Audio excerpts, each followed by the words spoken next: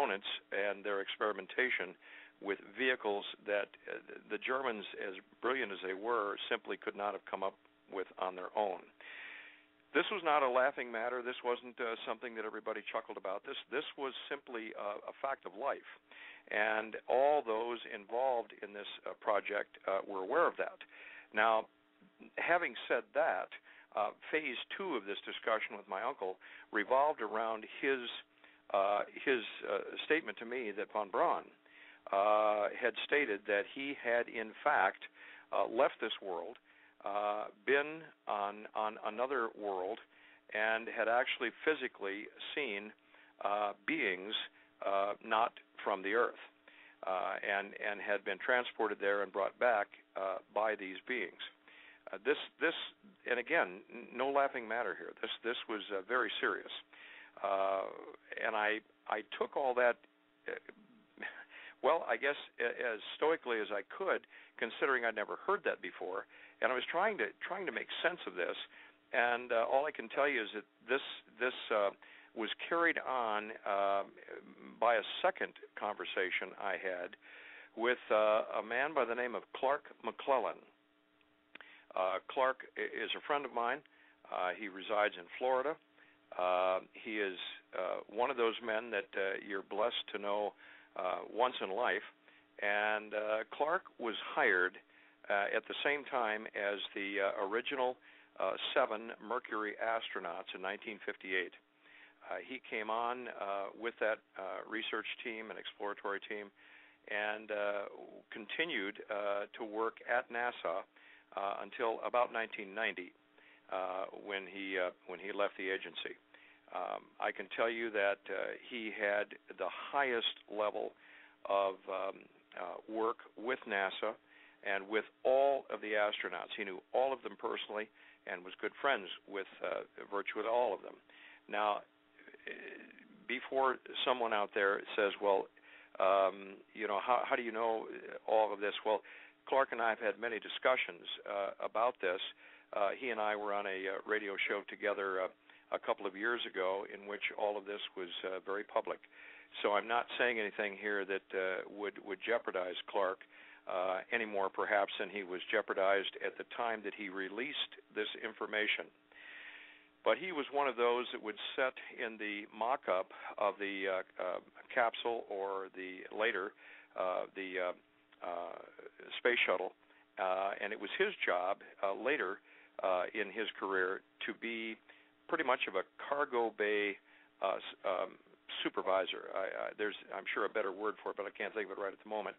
And Clark tells me of the moment, and again, this was made public on another radio show, when while in the evening observing the payload bay on the space shuttle, he noticed, because there are several cameras that were affixed to the shuttle that would look for various things on the shuttle, making sure everything was good, that he personally observed an alien spacecraft at the rear of the shuttle in orbit.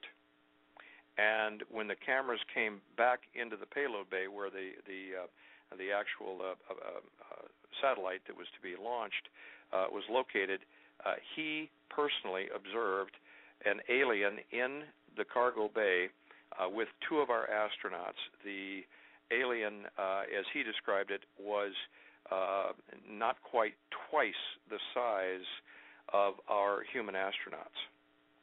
And the moment was so profound, and of course it was all recorded, that very shortly afterwards you would expect a parade of people to come into the control facility that he was monitoring, and took the videotape of all that. And as a result, Clark's view was that the human race had a right to know what was happening.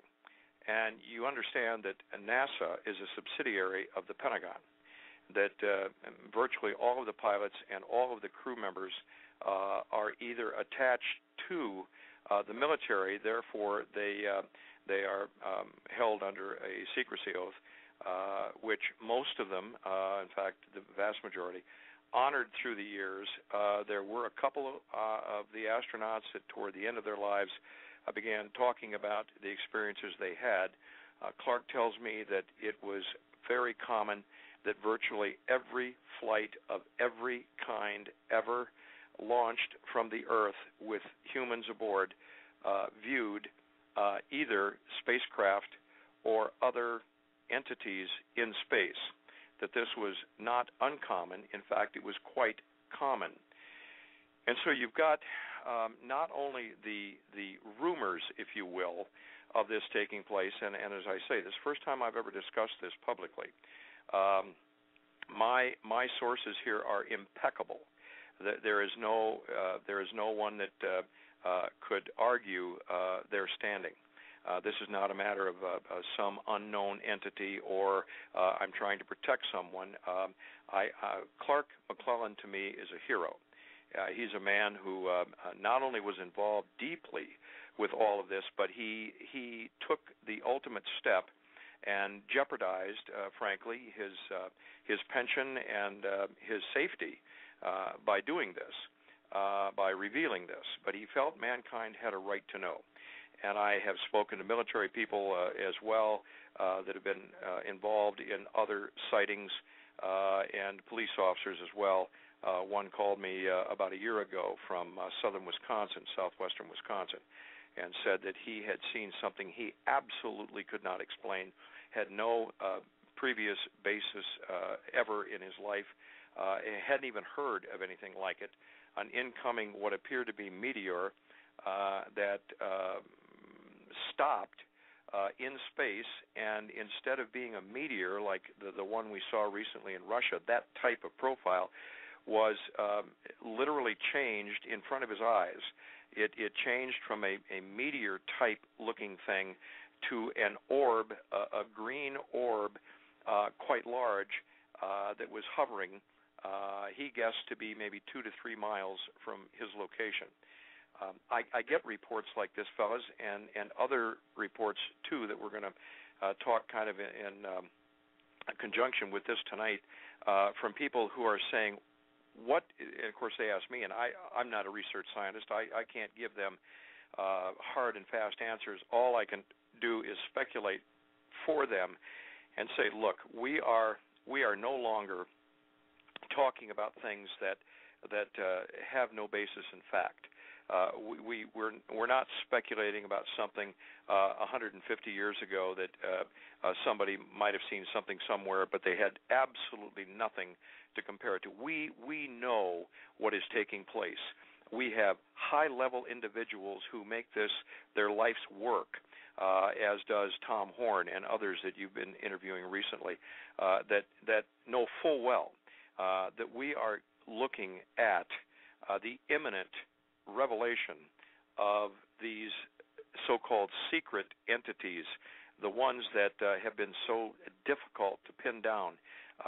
We're standing at the cusp of the time when this, again, I'll use the word revelation, is going to come forward. And I think it's timely, gentlemen, that I say that because of this great coming deception, that this revelation that will be described or disguised as the entry of extraterrestrials, of alien beings from another planet or another galaxy or another sphere somewhere, in fact, is the great deception of Satan himself, in my view, that it will be those that are counterfeit, that are disguised as alien, but are in fact demonic in nature.